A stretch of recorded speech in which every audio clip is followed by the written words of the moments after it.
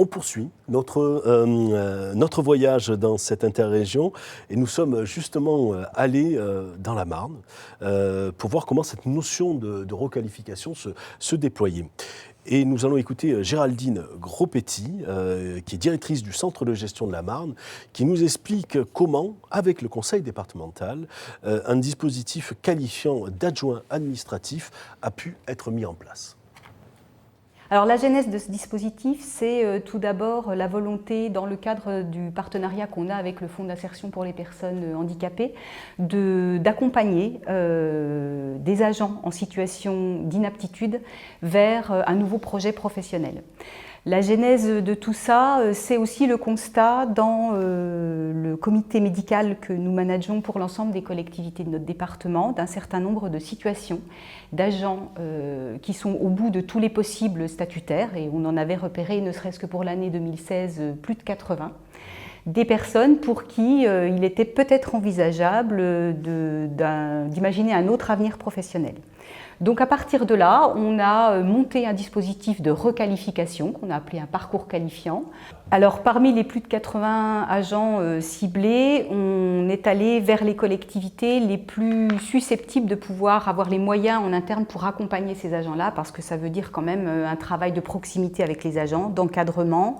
On était très attaché à la notion d'alternance dans le dispositif qu'on proposerait, puisqu'on imaginait d'emmener ces agents vers des emplois plutôt administratifs, qui nécessitaient une formation pour remettre les personnes à niveau, mais également des immersions pour que les personnes puissent tester leur possible, leur appétence sur ce nouveau métier, et que la collectivité puisse imaginer de retrouver un emploi in fine à ces personnes. Donc évidemment, on avait ciblé dans un premier temps des collectivités moyennes grosses de notre département, on va dire comme ça, qui soient susceptibles de disposer de ces postes d'accueil, alors pas au sens simplement d'un emploi d'accueil, mais d'un emploi vers lequel emmener la personne, et de pouvoir également accompagner par du tutorat à l'interne les parcours d'immersion des agents qu'on avait ciblés. Ce sont des personnes qui étaient dans des situations d'inaptitude à leur poste. Pour certaines, même la plupart, elles étaient en arrêt maladie depuis de longues périodes.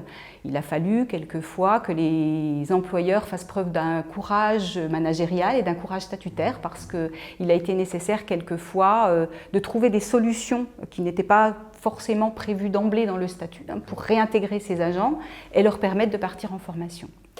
Sur les profils de métiers, on avait des métiers issus de différentes filières qui n'étaient pas forcément évidentes à requalifier vers un profil administratif, notamment des agents issus de la filière technique. C'est un dispositif qu'on a voulu, comme je le disais tout à l'heure, alternant, c'est-à-dire qu'on a alterné les phases de formation en présentiel, qu'on a fait en partenariat avec le CNFPT, et des phases d'immersion. Donc la phase présentielle, elle était à hauteur d'un petit peu plus de 25 jours. Et la phase en immersion, qui était beaucoup plus large, elle était à hauteur de 40 jours. Tout ça s'est étalé sur plusieurs mois, évidemment, puisque, outre la formation, c'est aussi un chemin de vie, un chemin de changement, et il fallait accompagner les personnes vers tous les deuils préalables de leur ancien métier, pour les emmener vers un nouvel espoir et un nouvel avenir professionnel. On a également souhaité précéder ce dispositif d'une phase de test pour s'assurer que les personnes qui entraient dans le dispositif n'allaient pas en cours de route être mises en échec, parce que ça aurait été pire que mieux. Donc on a assuré un certain nombre de sélections. Personne n'a été laissé sur le bord du chemin. Les personnes qu'on n'a pas accompagnées, elles ont fait d'autres choses.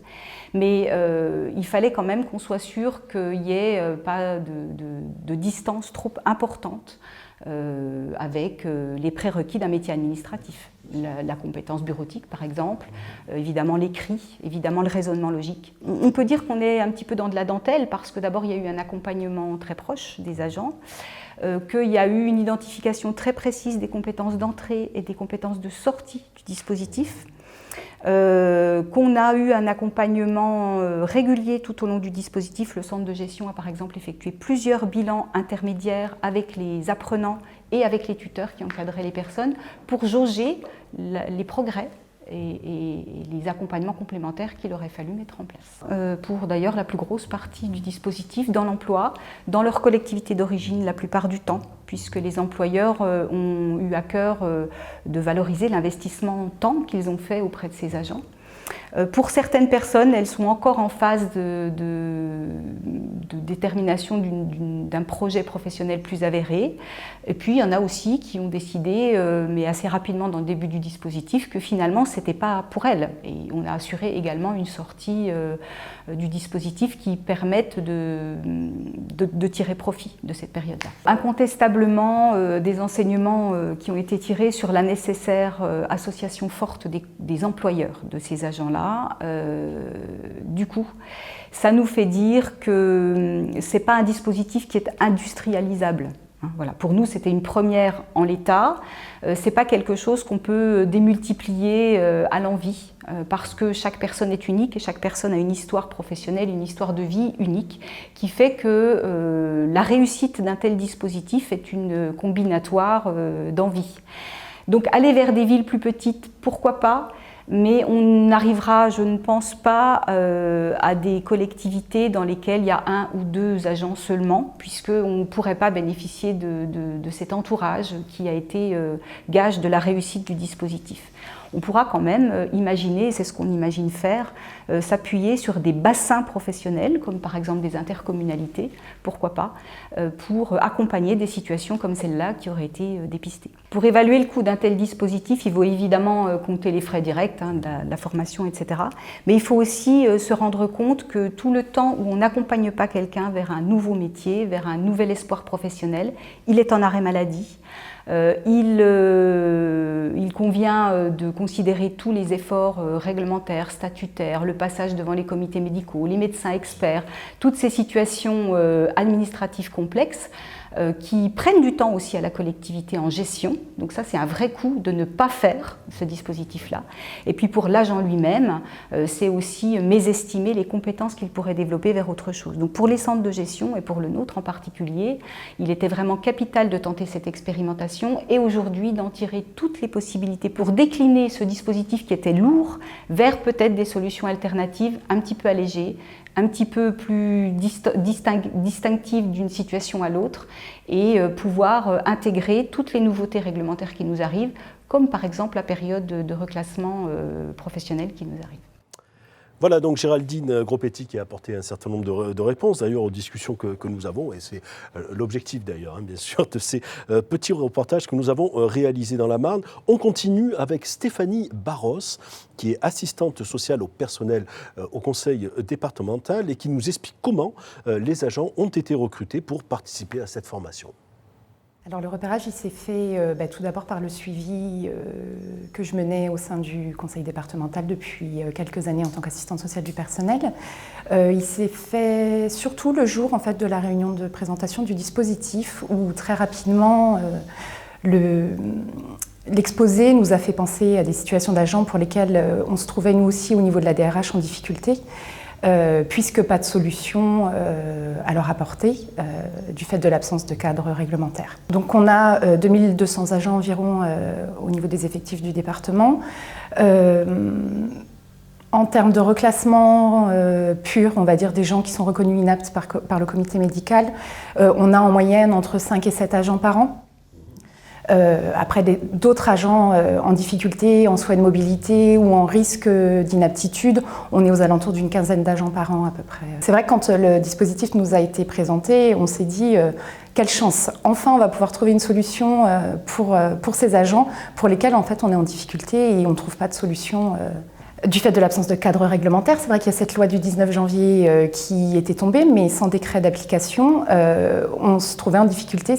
Le dispositif, on l'avait plus ou moins imaginé. Hein. Moi, ma fonction est rattachée au service formation du département, donc ce dispositif, on l'avait imaginé, mais du fait de l'absence du cadre, on ne pouvait pas envoyer nos agents en formation, on ne pouvait pas les réintégrer sans prendre de risques dans les effectifs du département, puisque si on les réintégrait, ils réouvraient des droits à congé maladie qu'ils avaient perdus du fait de leur statut.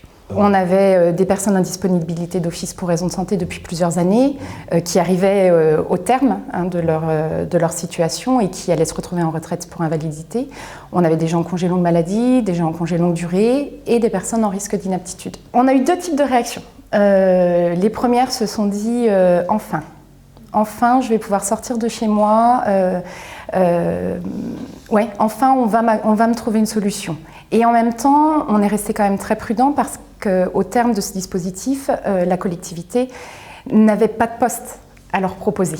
Donc c'était enfin, mais après. C'est des agents qui n'ont pas les mêmes histoires, les mêmes parcours professionnels. C'était des personnes peut-être avec des qualifications différentes et qui, pour elles, avaient le sentiment plutôt qu'on les dégradait en leur proposant ce type de parcours. Sur les 9, on en a 6 seulement qui se sont présentés au test déjà, et 4 sont allés au bout de la démarche, jusqu'au bout du parcours. 2 postes d'accueil et 2 postes d'agents administratifs. Je continue à suivre les agents comme je le faisais avant le parcours, pendant le parcours et après. On a encore des agents en situation de reclassement qui sont dans l'attente. Alors, dans l'attente, oui, non, parce qu'il y a toute la phase de soins quand même avant, dans laquelle ils sont actuellement et qui ne leur permettent pas forcément de rentrer tout de suite dans le dispositif.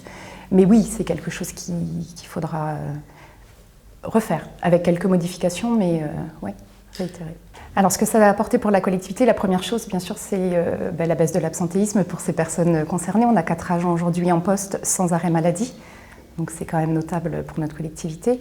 Et puis ce que ça a changé aussi, c'est le regard sur ces agents qui sont dans l'attente de reclassement, dans le sens où, au niveau de la DRH, on a dû remettre un peu en cause nos pratiques. Madame Groppetti le disait tout à l'heure, il a fallu parfois jongler un peu avec le cadre statutaire, avec la réglementation. Et on était obligé, quelque part, de faire confiance à ces agents parce que ça a été une implication du département, mais qui dépendait de la volonté de l'agent. C'était vraiment de leur donner, d'être suffisamment bienveillant pour leur donner envie de revenir au travail tous les jours, de reprendre confiance en elles, de faire grandir leur estime d'elles-mêmes, Nous avons bien profité de ce voyage dans la Marne pour interroger un maximum de personnes, et notamment Perrine Audrin, donc la 3e personne de ce dispositif que nous avons interrogé, psychologue du travail au département, et qui nous éclaire sur l'accompagnement réalisé auprès des agents impliqués dans cette formation. Donc voilà, on a eu 4 agents qui ont repris une activité professionnelle. Ce qu'elles ont montré, c'est qu'elles avaient réussi à acquérir de nouvelles compétences, ce qui était vraiment important pour nous parce qu'elles ont découvert des métiers et des services qu'elles ne connaissaient pas du tout. Elles ont réalisé des missions qu'elles pensaient vraiment pas possible. Donc voilà, il y a eu un réel impact sur leur vie professionnelle. Mais ça va vraiment au-delà de ça, parce qu'on a pu voir lors de nos rencontres qu'elles avaient repris confiance en elles. Elles se sont découvertes de nouveaux savoir-être. Voilà, elles se sont créées des liens très forts entre elles, elles ont créé de la solidarité, elles ont réussi aussi à se créer un réseau sur leur milieu professionnel. Et puis elles ont vraiment développé des capacités d'adaptation fortes puisqu'elles sont arrivées sur des lieux de travail où elles ne connaissaient pas du tout les codes. Donc voilà, elles ont eu simplement envie de retrouver une vie sociale, elles prenaient soin d'elles, elles ont adapté leur style vestimentaire. Il y en a même certaines qui ont eu le courage d'envisager de déménager. Et voilà, il y a eu cette envie, encore aujourd'hui, le plaisir de venir travailler tous les matins.